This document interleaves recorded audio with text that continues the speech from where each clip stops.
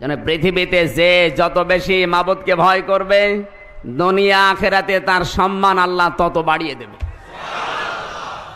তার বাস্তব প্রমাণ হযরতে বেলাল রাদিয়াল্লাহু তাআলা আনহু। লোকটা দেখতে খুব সুন্দর ছিল,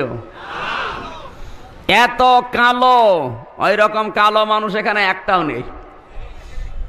হাড়ির তলা তো কি কালো, তার চাইতেও কালো ছিল বেলাল। চুলগুলো ছিল উস্কো খুস্কো, দাঁতগুলো ছিল এলোমেলো, ঠোঁট ছিল একেবারে ঝোলা। চেহারার যে বর্ণনা, একবার দেখলে আর একবার দেখতে মন চাবে। কথা বলুন। কিন্তু তার মর্যাদা আল্লাহ এত বেশি বাড়িয়েছেন শুধু আল্লাহর ভয় থাকার কারণে।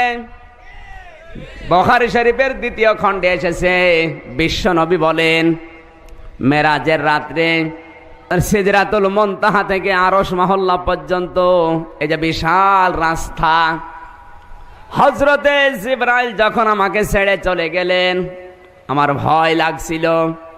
হঠাৎ আমি হযরতে বেলালের পায়ের আওয়াজ শুনতে পেলাম। পৃথিবীতে আসার পরে জিজ্ঞাসা করলাম, বেলাল গোপনে গোপনে কি এত আমল করো? হযরতে বেলাল বলেন, হে নবী, আমার আগে পেছনের সব আমল তো আপনি জানেন। পার্সোনাল আমল শুধু এতটুকু আছে, আমি যখন ওযু করি নতুন ওযু করার সঙ্গে সঙ্গে তাহিয়াতুল ওযুর 2 রাকাত নামাজ আদায় করে নেই। আল্লাহর নবী বলে, বেলাল এই আমলটা তুমি ছাড়বা না, কারণ আমি যখন সিদরাতুল মুনতাহা থেকে আরশ মহল্লা পর্যন্ত জিবরাইল আমাকে ফেলে চলে গেলেন, আমার ভয় লাগছিল। ওই সময় আমি তোমার পায়ের আওয়াজ শুনতে পেয়েছি। কোথায় ছিলেন বেলাল?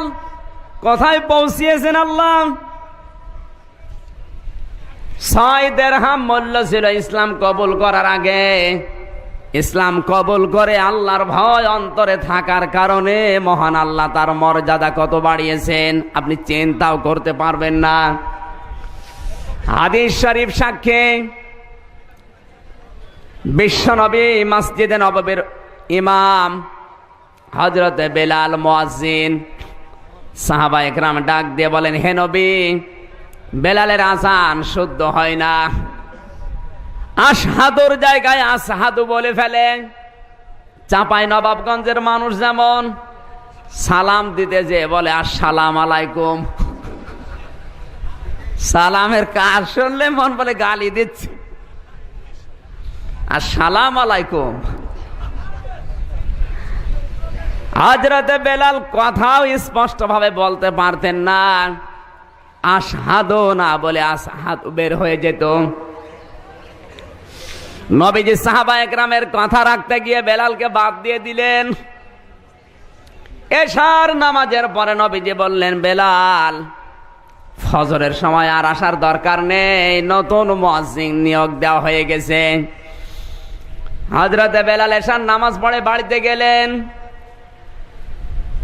সারা রাত কন্দন করে আল্লাহর দরবারে, তাহাজ্জুদের নামাজ আদায় করে সেজদা দিয়ে বলে, রব্বুল আলামিন, তোমার নবীর মসজিদ থেকে আমাকে বাদ দিয়েছে, এ দোষ আমার না।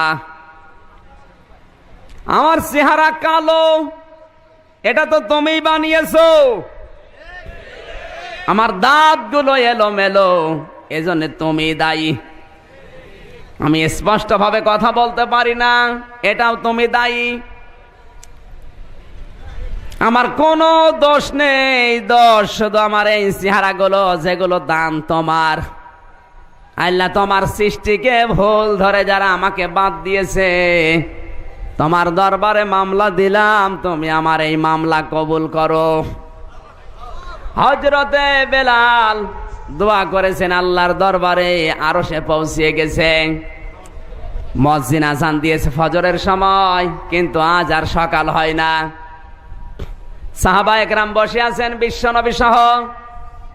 ফেরেশতা জিবরাইল এসে বলে, হে নবী, আজকে ফজরের আযান হবে না। নবীজি বলেন, জিবরাইল, আযান তো হয়ে গেছে, নতুন মুয়াজ্জিন সুললিত কণ্ঠে আযান দিয়েছে। হযরতে জিবরাইল বলে, কাকে দিয়ে আযান দিলেন? প্রতিদিন যে বেলাল আযান দেয়, বেলালের আযান মহান আল্লাহর ফেরেশতারা শোনে, আরশে আকাশে যত ফেরেশতা আছে বেলালের আযান শোনার পরে তারা আমার আল্লাহকে সিজদা দেয়। আজ যদি বেলাল আযান না দেয়, কিয়ামত পর্যন্ত কোনদিনে পৃথিবীতে আর সকাল হবে না। প্রতিদিন যে বেলাল আযান দেয়, দয়া করে তাকে দিয়ে আজকে আযানটা দিয়ে দেন। আমার ভাইরা, শুধু আবেগ দিয়ে কথা বলছি না, কোরআনে কারীম জানিয়েছে, ইন্না আক্রামাকুম ইনদাল্লাহি আতকাকুম ইন্নাল্লাহা আলিমুন খাবীর। সূরা হুজুরাতের 13 নম্বর আয়াত। আল্লাহ পাক বলেন, পৃথিবীতে সবচাইতে বড় সম্মানিত আমি আল্লাহর কাছে ও ভয় জাহানে তারা, যার ভেতরে আমি আল্লাহর ভয় বেশি। শুধু দুনিয়া না, দুনিয়া এবং আখেরাতে সবচাইতে আল্লাহর কাছে দামি তারা, যাদের ভেতরে ভয় কার? আরো জোরে।